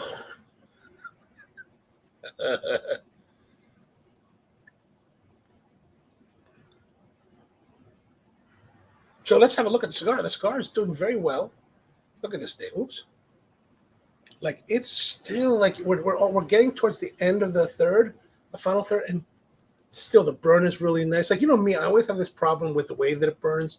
Like a lot of times it'll burn more on one side than the other, and I have to kind of like adjust it and relight the other side to keep it even. This one is burning beautifully even. The coloration of the tobacco, look at that, it's nice and white. I mean, everything is just, this one is just firing on all cylinders. And like I said earlier, I was thinking that, could it be that part of the reason that this is so beautifully performing is because it came directly from the factory? And I wonder about that because when I was in Nicaragua several years ago, probably about 2016, 2015, I was in Nicaragua. And at the airport of Nicaragua, when you're in the departure lounge, they have a couple booths, and Padron has their booth there. They have a little, like, at the time they had a little kiosk. I heard they have a much bigger setup now. But they have a little kiosk, and I was on the way from Nicaragua to El Salvador. So my trip was still another week long, or maybe even like week and a half to go. And so I was at the airport, and I was like, I don't have any cigars. I need some cigars. And I know it's really, really hard to find nice cigars in El Salvador. Like, you can go to the Sheraton in San Salvador, and they do have a Habanos dealer, but you know, the selection is really small, and you never know what you're going to find. You never know what the condition is going to be. So I was at the Padron booth. I was like, let me buy a box, the 5-pack of the Padron 3000 Maduros. I bought a pack of 3,000 Maduros, you know, fresh from the factory, right? Super fresh. But I didn't think anything. I just bought it, tossed my bag, flew to San Salvador, and then maybe that night or the night after, I have some time to light up. So I grabbed the cigar, lit it up, and gosh darn, if that was not the very best Padron I've ever smoked of any of their line, better than a 1926, because it was so perfectly hydrated, humidified, the burn, everything was just awesome. And so it kind of made me think that, you know, like, a big reason why that particular Padron was so banging was because it came directly from the factory, from the most ideal conditions. So I'm wondering now, is this cigar performing so much higher than the ones I've had before because it comes directly from the factory? Brian says he's never had an amazing WanderLust. I don't know if you tried the one that's the Fiorella version. There's one of the sides they call the Fiorella. Of all I've smoked the entire line of these cigars now, and for me, the Fiorella was the best one. Like, that's the one that when I go to Germany, I buy that one. I think that's the greatest one of them all. I think it's a Toro size, maybe. I don't really know, but that's really good. And he wants to do, Brian's ready for the wood oven challenge. All right, let's do it. Let's do it. Definitely. And then he's telling Steve that he's going to bring him a WanderLust so he can decide. Excellent. Steve definitely needs to try the WanderLust. And then Rusty says, the biggest I've seen is the Nebuchadnezzar. That's the one. 1.5 liter, 15 liters, or 20 bottles. But there's something, well, I think after that, doesn't it become the barrel? Or something like that. I don't know. Could be something crazy.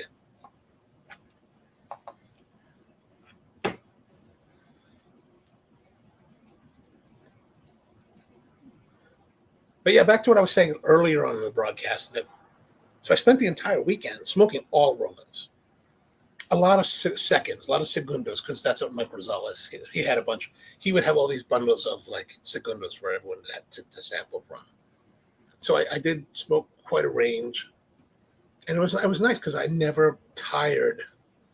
Like, sometimes, you know, you smoke a cigar multiple times or a line multiple times, you're kind of like, all right, that's good. I never lost interest in it because I must say that's the one thing. Their selection of tobaccos and blending is very different than most cigar companies, and it's very unique in that respect. So I think it holds my interest at least. And it's interesting to be in a place where, like, oh, there you go, dropping. When you're with, everybody there, of course, are Roma fans, and they're all very much into it. It's always kind of fun to be in an environment where you're with these people that are very passionate about the product, and just a nice perspective to hear them talk about things and exchange ideas about the cigars and stuff. Tony says it's obviously a Corona Gordo. You're right. That is exactly, you're right. That is definitely, to me, that's the highlight of the WunderLust line. Although this one is super fantastic. Like, if I could have the WunderLust perform like this at all times and all sizes, that would be. Actually, if I could have all the cigars that we smoke perform like this is tonight, that would be a magical, magical time. Oh, and speaking of which, for the Roma stuff, now I know that might be a little bit controversial, but WunderLust Roma is making a Baca size, a specific Baca size for the Humidor's 25th anniversary, and that's going to happen on September 23rd here at the Humidor. So if you're interested, that might be some. I'm going to go try to get a box there of that. So that'd be something worthwhile to check out. We can all go down there or something, and then pick up some smokes, and then we can always come back to the roastery and smoke here after picking up the stuff. So that's always a possibility. Steven's ready. Good man. I hope you're going to like that. I definitely want you to let us know what you think about that one when you get it and try it.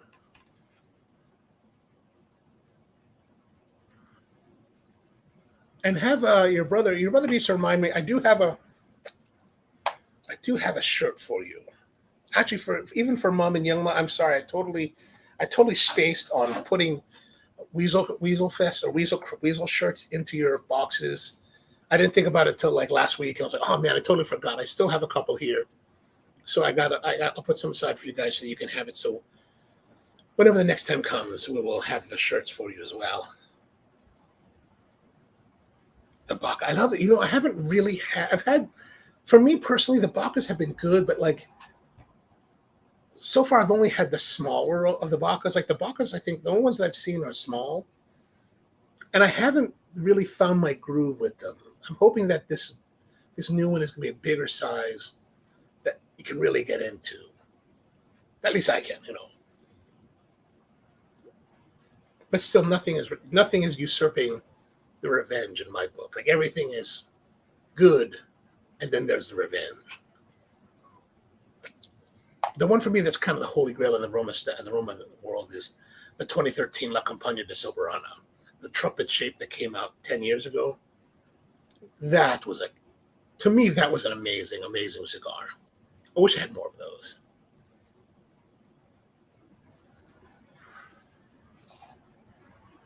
Oh, Brian's heading out there. Okay, good. Yeah, definitely. I'll definitely give it to you. I got a nice size for you there, Stephen. I got a nice size for, like I said earlier in tonight's broadcast. One thing that I thought was really nice about Roma is that they're very much they know their audience. So they've got a wide assortment of sizes for all guys. Tony says, do you need to explore the color Doris edition this year of Coronas because the bucket is exceptional? I know that's a Siri thing. I don't understand. We need to have the Siri translated. And Brian's bringing a box of Revengers. Oh, excellent.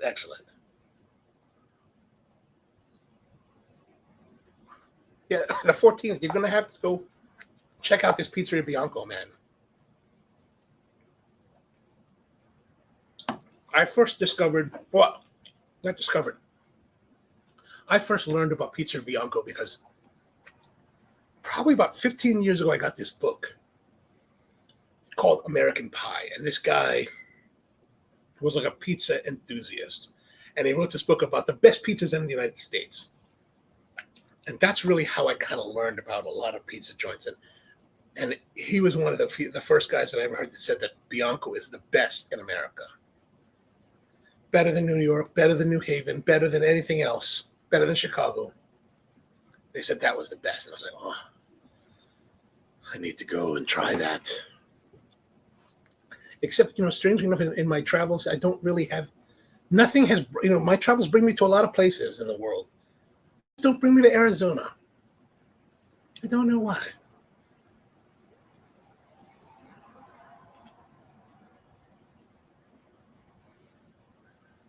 Oh, Tony, okay. Catadores de Corona de Baca. Ah, okay. Yeah, that was the thing at the show. They had that deal where they had a crazy deal. That was to me, that was the crazy deal, right? Dexter and I were talking about it the night before at the cigar shop, and he was like, "Hey, man, he had talked to, I guess, Mike or to Sean, and they were like, "Yeah, we're gonna do this special at the show." And I was like, and it all kind of sold out. I was like, "Oh, crazy!" But let me look it up here. I know I sent you guys a text about this. Let me see it. Yeah, they had their WeaselFest 2022 limited edition combo for $350. You got one box of the El Catadores de Petite Gordos, and then you got one box of the El Catadores de the GC Grand Corona.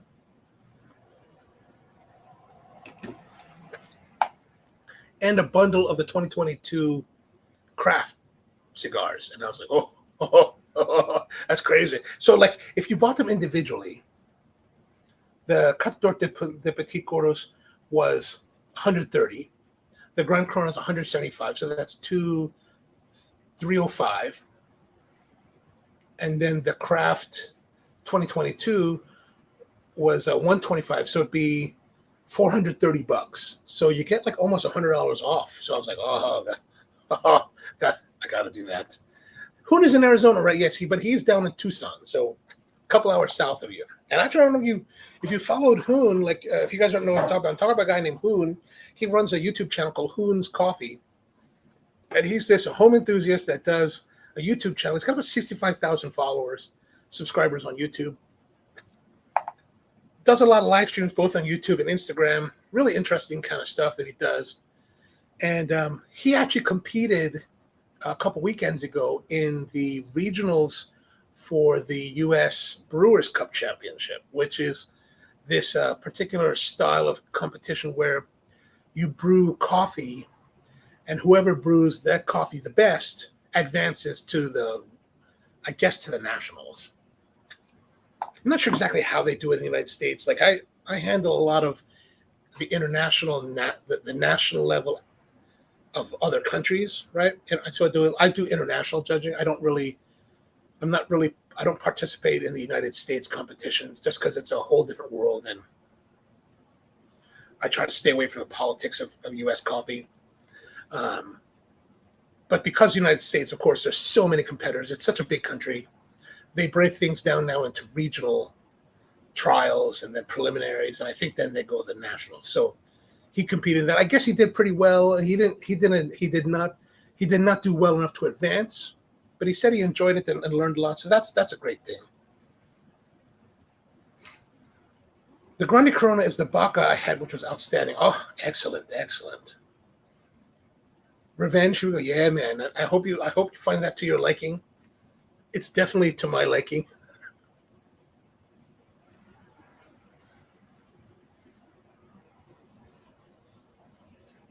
And this thing is just firing. It's just firing. Look at that.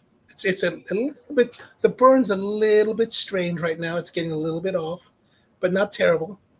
We are almost at the very, very end of it. But still a tasty, tasty smoke.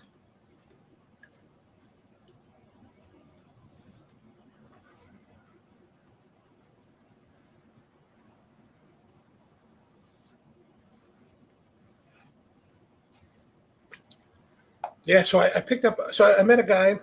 We're hanging out at Skip's house Saturday night.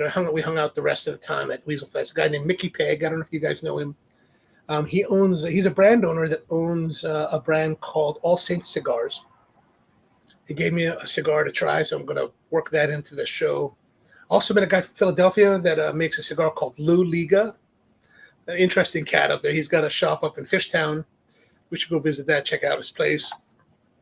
And got to try that. Like I said, I met the guys from Cigar Hustler. And then every once in a while, when we're doing our reviews here, we look at other people's reviews. And there's that one website that we check out every once in a while called Developing Palates.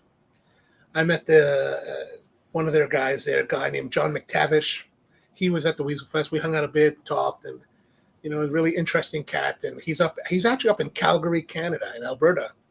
And he was telling us that his trials on bringing cigars into Canada, like they're pretty strict on importation of cigars. So when I think they have a free limit of 50 cigars, and he's like, well, I don't know what's going to happen. I got way more than 50 on this trip. I was like, oh.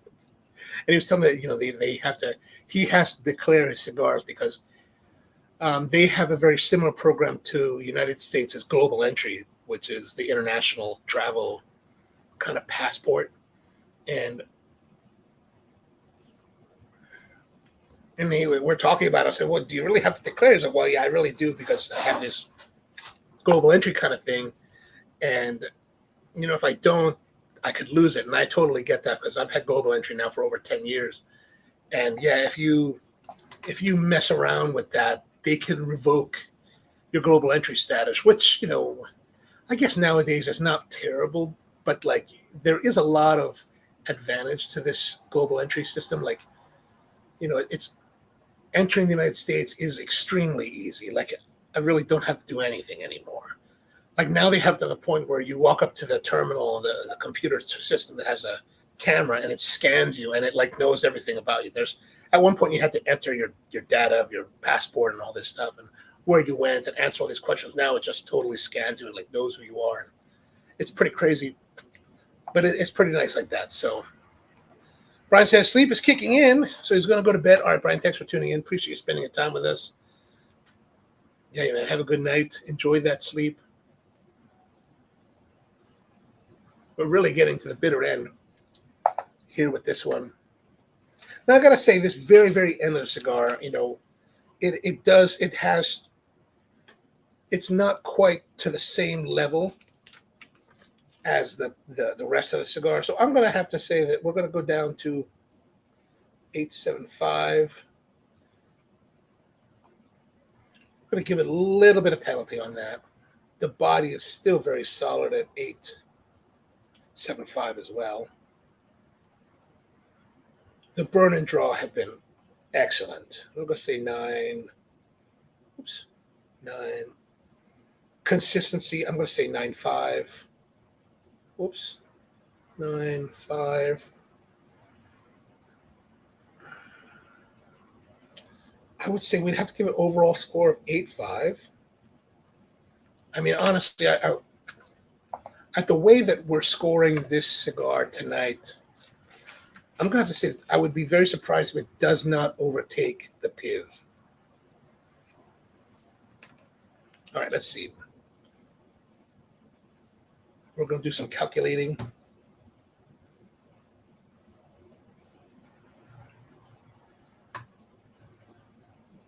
We've got 7.5 plus 9 plus 8.75 plus 9 plus 8.75 plus 8.5 plus 2.5 plus 8.75 plus 9 plus 9.5 for consistency, and then overall of 8.5, and that gives us 87.5.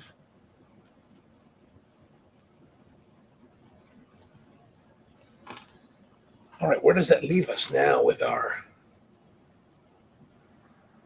whoops.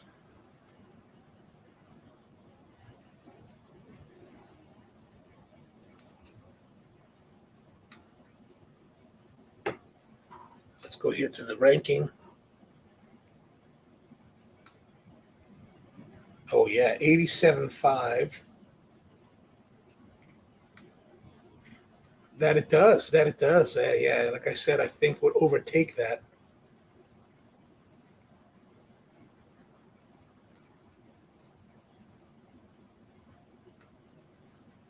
87.5. Oops. 87.5.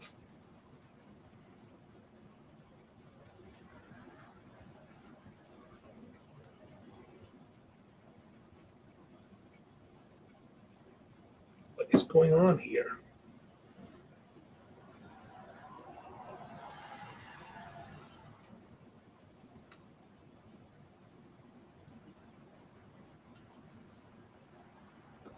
Okay, hang on. We're getting a little bit of trouble here.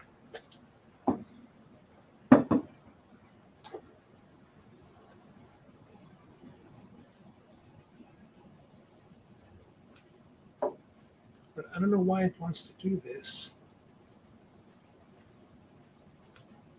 All right, I'm not going to mess with it for now. But as you can see here, 87.5 is the highest score by like 6.25 points. Wow, that's pretty crazy.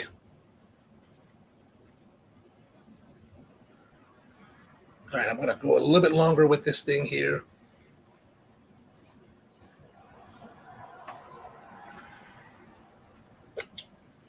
And of course, we're going to ask our question as always. Would I buy it again? Oh, yeah, obviously. Yeah, for sure.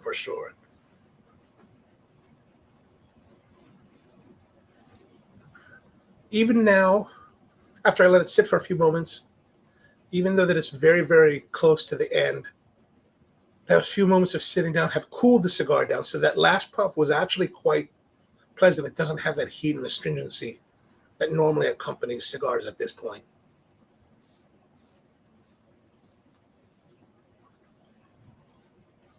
So yeah, for sure, we'll buy it again.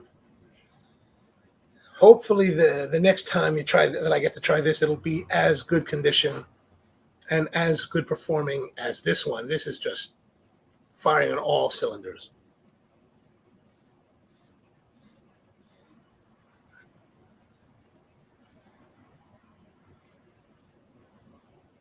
All right, now my fingers are burning. All right, so that's going to end it for this week.